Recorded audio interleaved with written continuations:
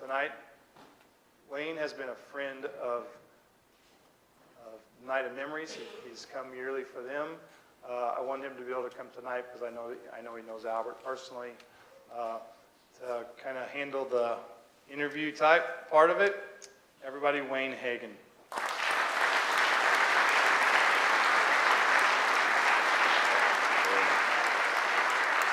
Thank you so much. Great to be back in Evansville, my second home. I will say this. Did you hear Don actually ask why somebody would say yes?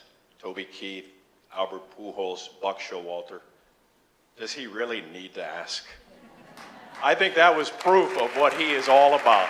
Great character, great character. We're going to get to Albert in just a moment, and you're going to get to know a little bit more about number 5, who will be in the Hall of Fame someday. And I want to talk to him and ask him a couple of questions about his heart, not just his physical ability. And he was blessed by God to play the great game of baseball better than just about anybody who ever played the game. But first of all, we have a new manager for the Miami Marlins. I have to ask this man, what are your expectations going from the left coast to the east coast?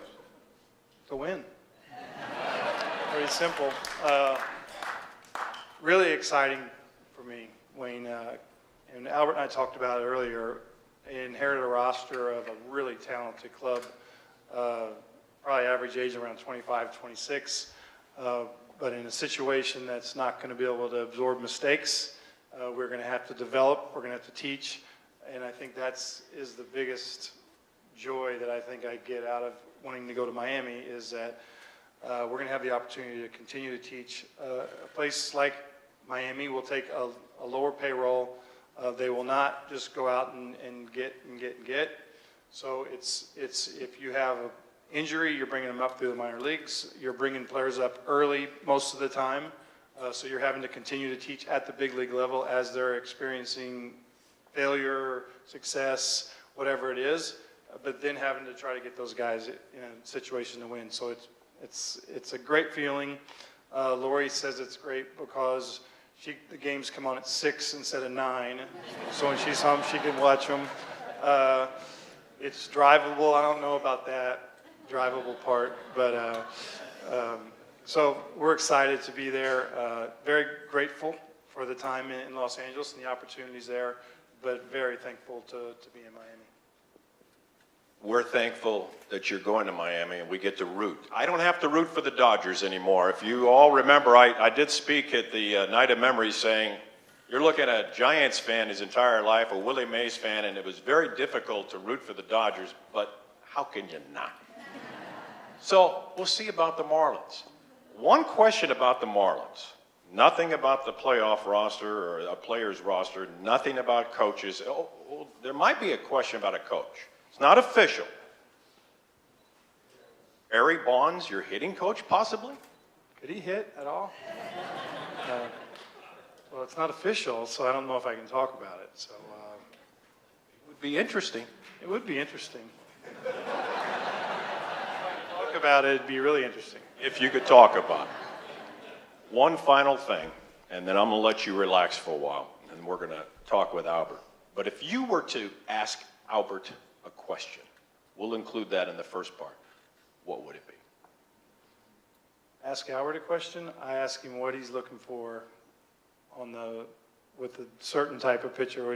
Was he looking for slider? Is he setting all hard, or is he set in between speed? Because help me to get him out. I wish you the very best with Mattingly Charities. Good luck in Miami. Everybody's rooting for it. Thank you. Don Mattingly.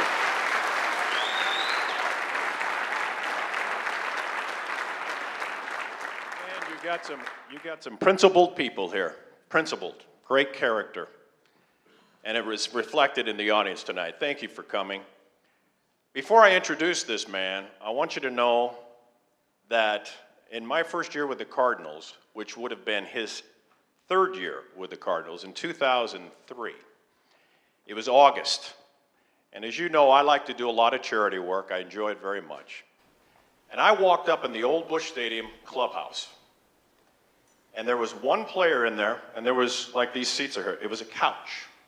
And in front of that couch, up above, was the TV monitor.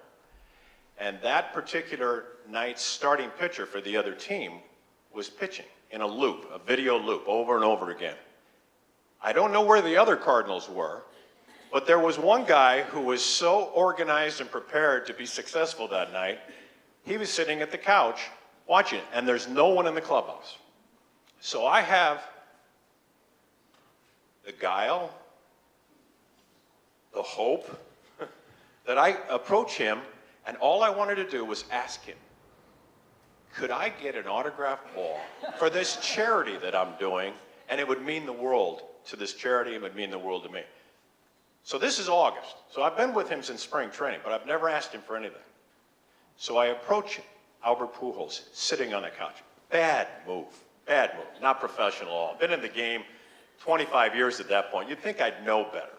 He's the most prepared player there is.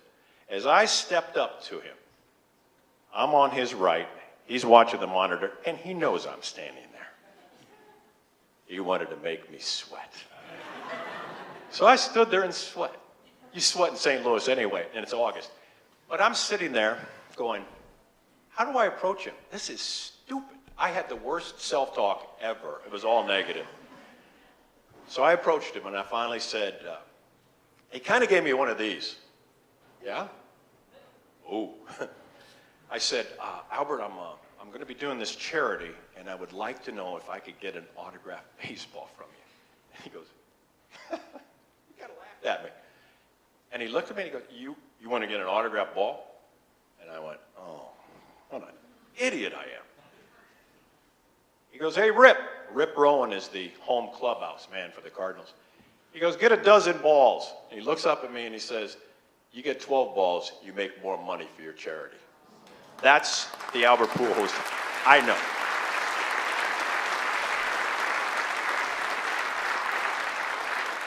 I did roughly 4,500 Major League games in my career.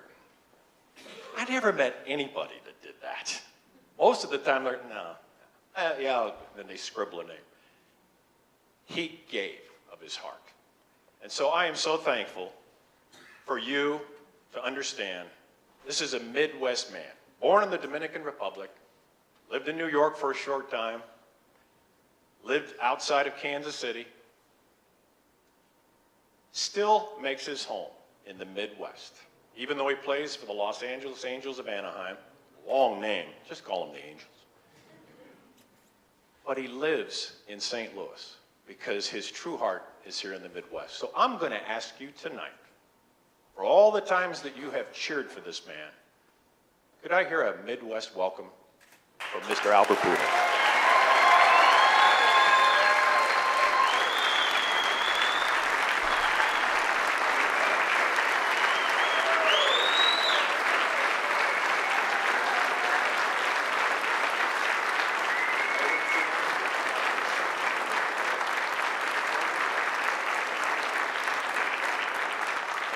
I knew you'd respond that way because you are the Midwest, and it's something special about the Midwest. And I was not born in the Midwest. I mean it.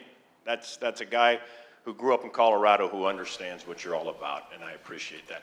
We're sitting down because I had toe surgery, so, perhaps he did, more importantly. So he has been on his feet an awful lot, so we're going to start this out by saying, why'd you make me sweat so bad that day? Well, why not?